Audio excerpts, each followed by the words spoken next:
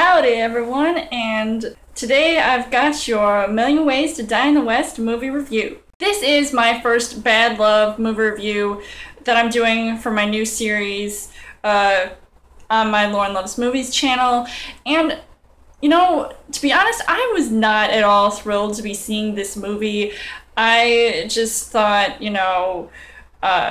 especially when I did a Trailer Thursday video with this movie in it, it didn't seem like something I was going to like in the end. And I was right. Oh sure, Seth MacFarlane may have been funny in Ted, but this was just god-awful. Now, I have a friend who will remain nameless, but they told me that this movie was funny and that I should see it, but I was like, I don't think so, buddy. So this movie did have a huge cast of very familiar faces, including obviously Seth MacFarlane, Charlize Theron, Liam Neeson, Amanda Seyfried, Neil Patrick Harris, Sarah Silverman, and Giovanni Ribisi as far as the main cast goes. But only half of them I actually like as actors, and it's just really shocking and surprising that some of these guys would take on a movie like this. I mean, I know it's different compared to some of maybe their Oscar-worthy performances or movies that they're very well known in, just very good, but taking on something like this, it just way too much reminded me of that movie called Movie 43. I don't think I reviewed it yet, but I'll probably review it for this series as well.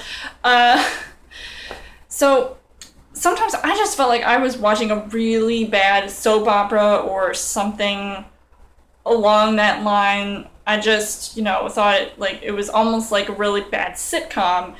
And I mean, some of these guys, they actually looked like they were just going to a costume party set in the Old West, and they took a time machine, and now they're just brainwashed into thinking that they truly belong in this world. So this movie basically is about this one guy played by Seth MacFarlane who's trying to impress his ex-girlfriend, Amanda Seyfried, and, he's trying to call the shots and being the biggest, the best gunslinger in town. And, he doesn't really like the life that he has, and he's just a big doofus. And, he comes off like that, and it gets annoying, even though they're trying to have some heartfelt moments, but I was not buying that. He ends up trying to win the heart of Charlize Theron instead. But the first time, let me tell you, the first time I saw Liam Neeson in this movie, I was like, oh my gosh, I can't stop thinking about him playing bad cop in that Old West scene in the Lego movie.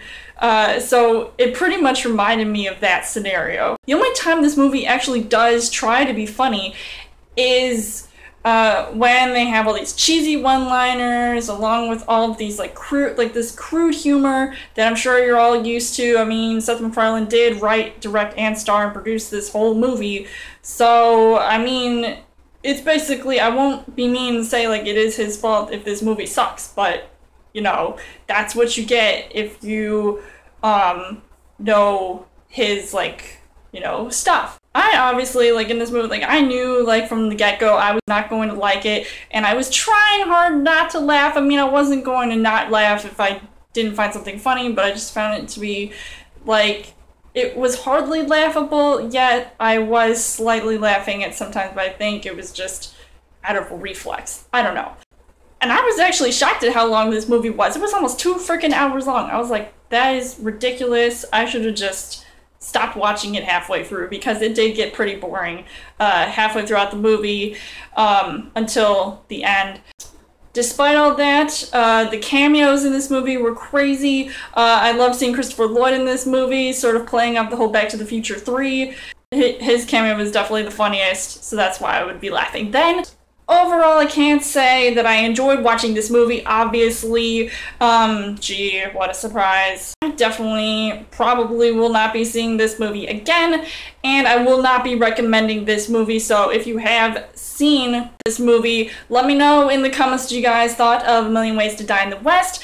Is this one of Seth MacFarlane's worst movies ever? As always, you guys can subscribe to my channel. I've got more movie reviews, movie updates, Come back every week for a Chill Thursday video. You guys can also like me on Facebook and follow me on Twitter. And I will see you guys later.